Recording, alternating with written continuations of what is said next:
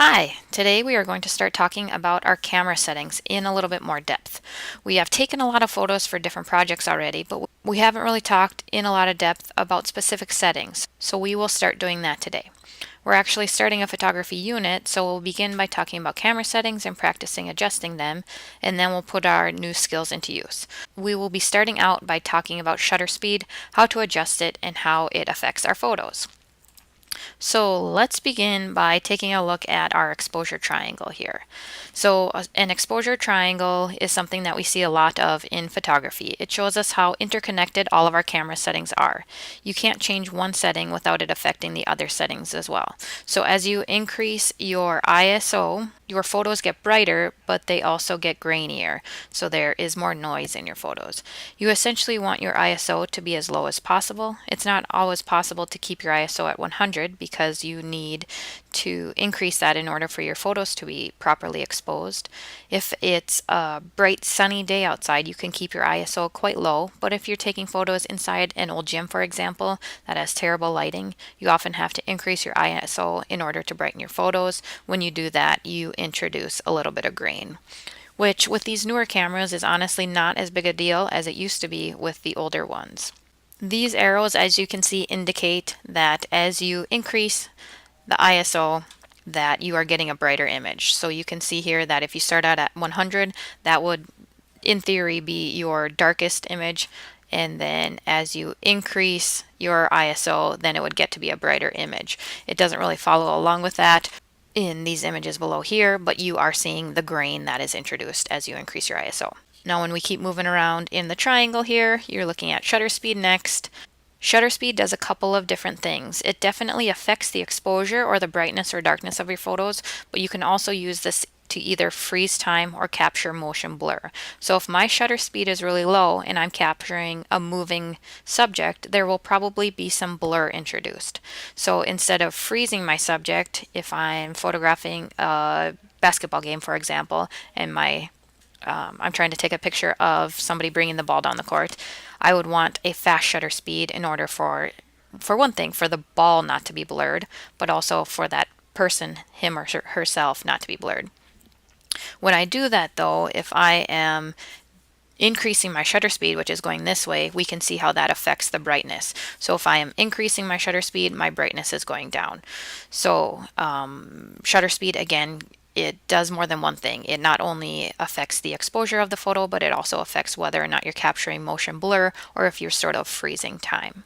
So if I have to adjust my shutter speed in order to compensate for a faster subject, then I will need to adjust my other camera settings. And that's exactly what we're talking about right here. So if I adjust one of my camera settings, I'm going to have to probably adjust the other ones to compensate for those changes. The last portion of my triangle shows the aperture. This is that setting that produces that nice blurry, creamy background when you're looking at some portraits, for example. If you have a lower F number, you're going to get more of that blur. If you have a higher F number, you're going to get less of that blur in the foreground and or background. Also, again, though, that affects the brightness or the exposure of your photos. So as you get to a lower F number, which is actually wider, then it's a brighter photo. As you get to a higher F number, it's a darker photo in general. So there would be more in focus with a higher F number and less in focus with that lower F number. If, for example, I'm photographing a landscape where I want everything to be in focus from the foreground right in front of me to the beautiful mountain range in the background, I would want a larger F number. If I want to capture a portrait with the background sort of softly out of focus and a nice bokeh, I would set my aperture to a lower f number. Your aperture, of course, as I mentioned, as we see here in the exposure triangle, also affects the exposure or the brightness or darkness of your photos. And again, you'd probably have to compensate in these other camera settings in order to achieve whatever effect you want to with your aperture. So in a nutshell, you just need to be aware of how all of the settings on your camera are interconnected. You don't need to memorize this exposure triangle by any means, but please be aware that when you are changing one camera setting, that is not done without ramifications across all of your camera settings.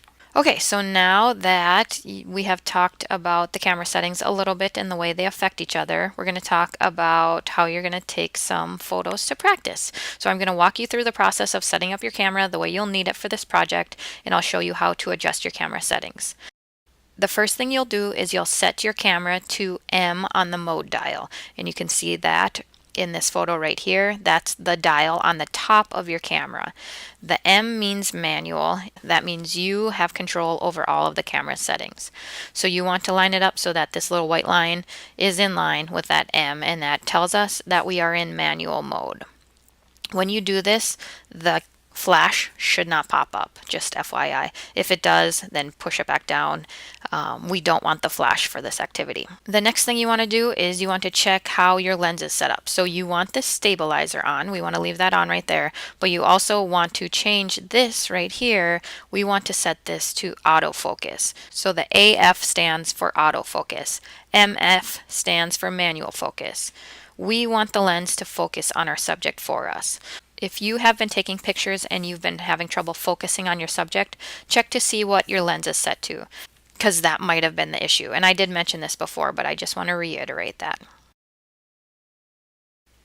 Now we'll be looking at the other camera settings. We are going to adjust our shutter speed to 1/250th of a second to start.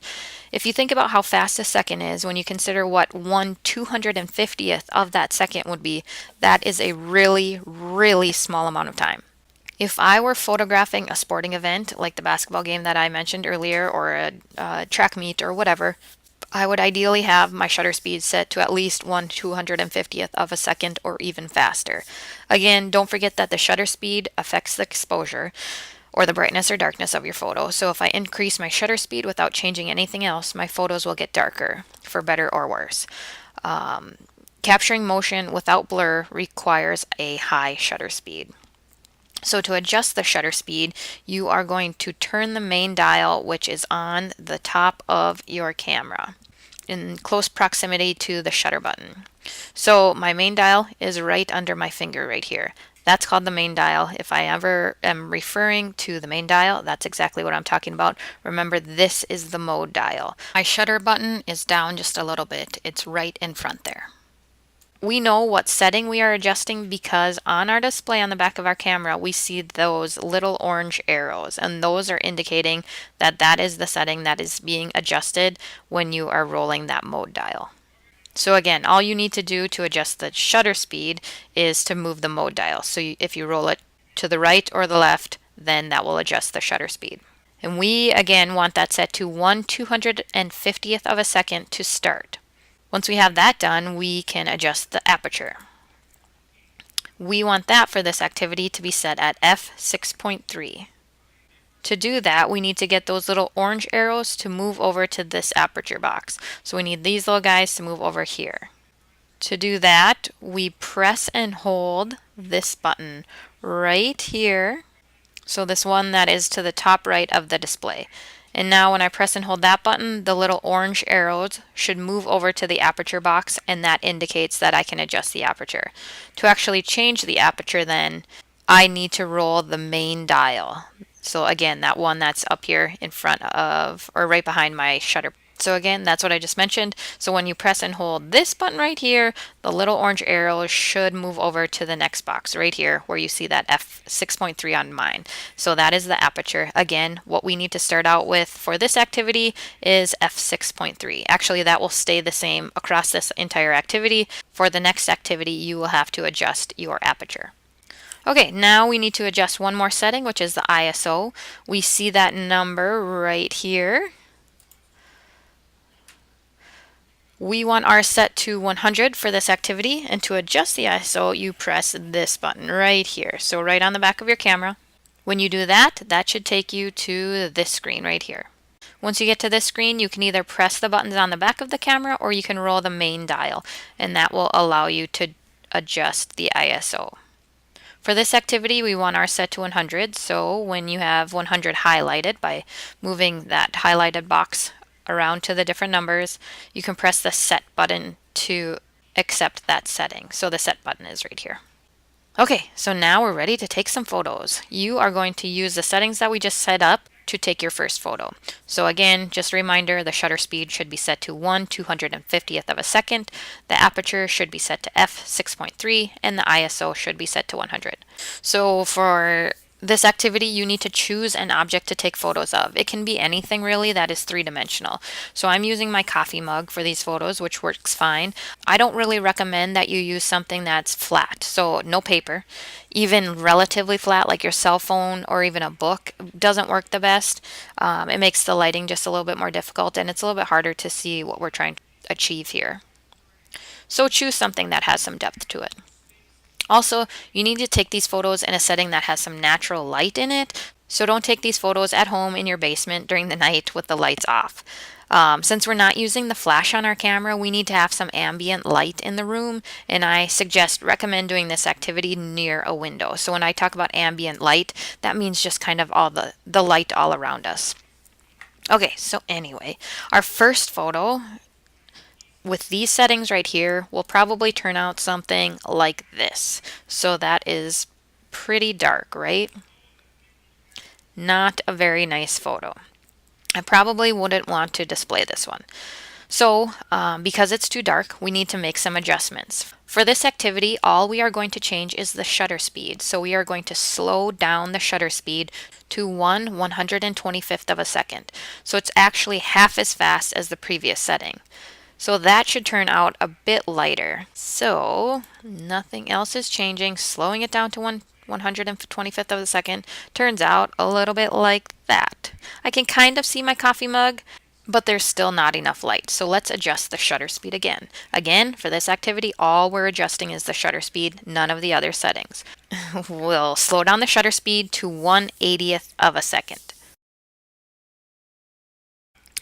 And that one might turn out something about like that. It's a little brighter, getting closer to what we need it to be, but because the shutter speed is lower, that means the shutter is open longer, which allows more light to enter the lens, which results in a little bit brighter of a photo. Again, we didn't change anything else. The aperture stayed at f6.3 and the ISO stayed at 100. The shutter speed is the only thing we changed, and we bumped it down to 1/80th of a second for that one.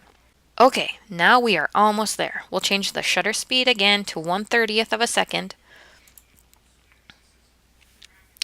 And here you can see that we are starting to make some progress. It's still a little bit dark, but you can see that it's a lot brighter than where we started. Overall, it's pretty decent.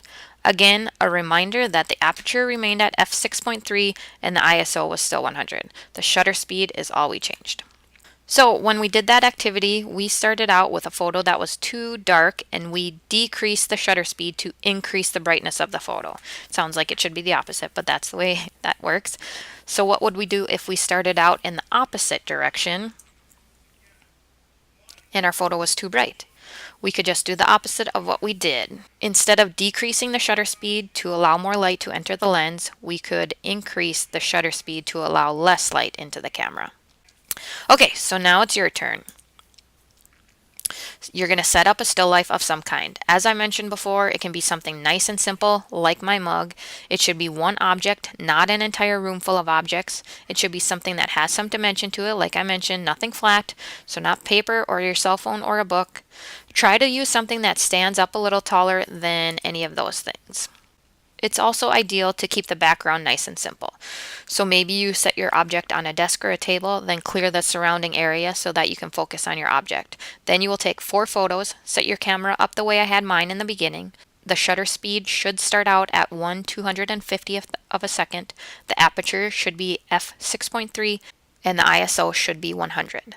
Then you'll take that photo and the other 3 photos where you adjust the shutter speed down from 1/250th of a second to 1/125th of a second to 1/80th of a second to 1/30th of a second. You can create a Google Doc or a Google Slide presentation containing those 4 photos. Each photo needs to be labeled with the camera settings you use for that particular photo. Yours should look something like this.